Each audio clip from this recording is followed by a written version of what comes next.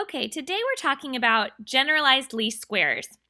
And so this is basically going to help us solve some of the problems that we saw when we were looking at different ways that things can go wrong when we're fitting our models, particularly with respect to the errors.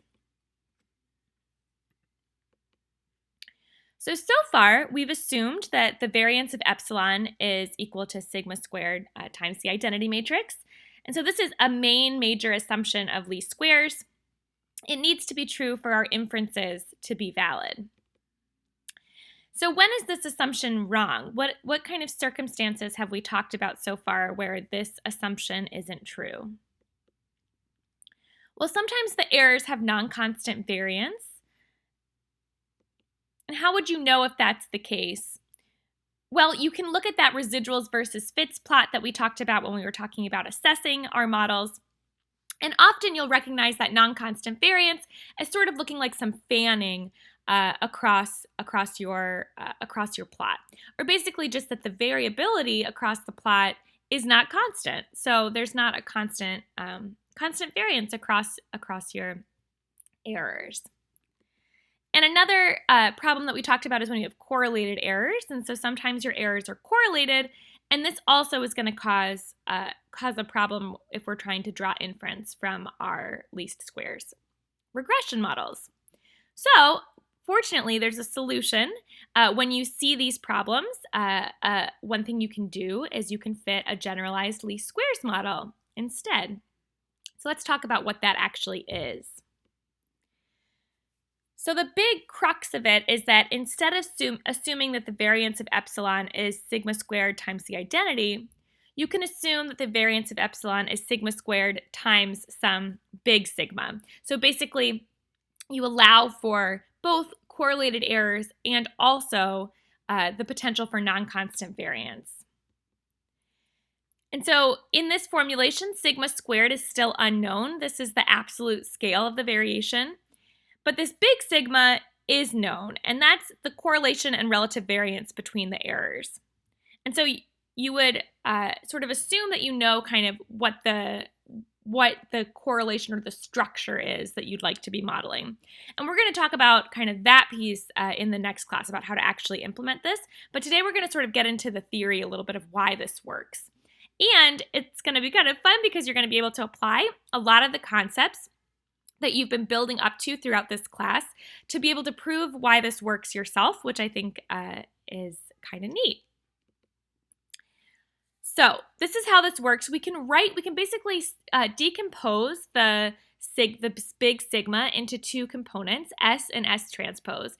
And so S is a triangular matrix, and you don't have to do this decomposition yourself, but just so you know, this is kind of how this is working. This is actually done using this decomposition method, which is basically akin to taking the square root of a matrix. And so as you know, when you multiply a matrix by the transpose of itself, that's kind of like squaring a matrix. And so this is kind of doing the opposite, is kind of like taking the square root to get S. So we can do this transformation.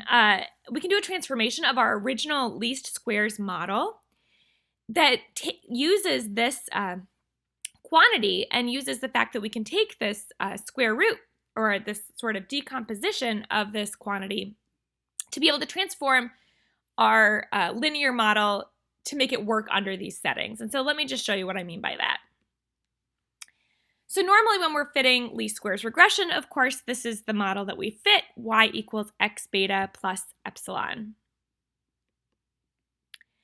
And so we can plug in, just because based on simple algebra, if we multiply every component of this model by the same matrix, it won't make a difference because we're basically multiplying both sides of this equation by the same thing.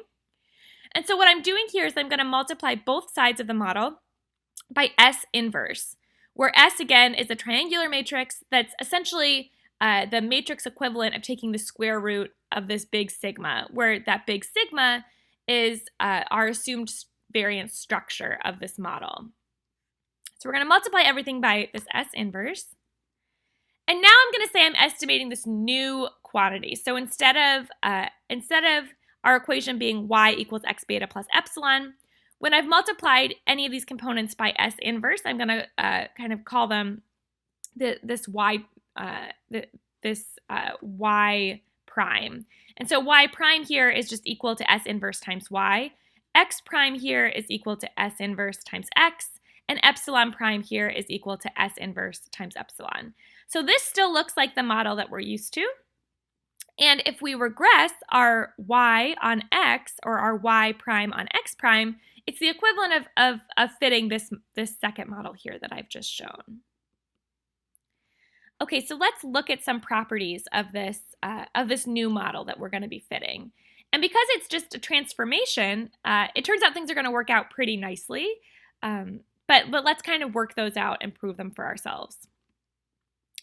So first, you can show that the variance of this epsilon prime is actually equal to sigma squared times the identity matrix. And so we've returned now to ordinary least squares if we regress this y prime on x prime. So this is exciting. We can kind of, all the properties that apply to the linear regression to ordinary least squares that we've talked about so far are now going to apply to this transformation because we know that this variance now holds now that we've done this transformation. So today is going to be a little bit different, and hopefully you've already read through the description on Canvas of what's going to be different about today's lecture. But instead of submitting application exercises, you're going to actually do a content assessment kind of live, but it's not going to be timed. But it's going to compose of a bunch of different mini proofs that you're going to do throughout the lecture that basically draw on the skills that you've learned so far in this class. And so the first one I want you to do here is I want you to show that the variance of epsilon prime is equal to sigma squared times the identity matrix. So you'll plug in what I've shown as epsilon prime, that S inverse times epsilon, and basically show that you're able to get back to this quantity. And for this content assessment, you can use any of the previous lectures or your notes, and you can also use the textbook.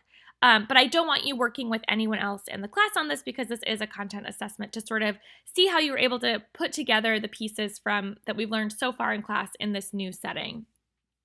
So what you're going to do is you're going to complete this piece of it as well as the subsequent pieces that kind of builds up throughout the different lectures. And you can put them all into the same .rmd file. And so you'll you'll want to make sure you show all of your work for each of these steps in that .rmd file to get full credit.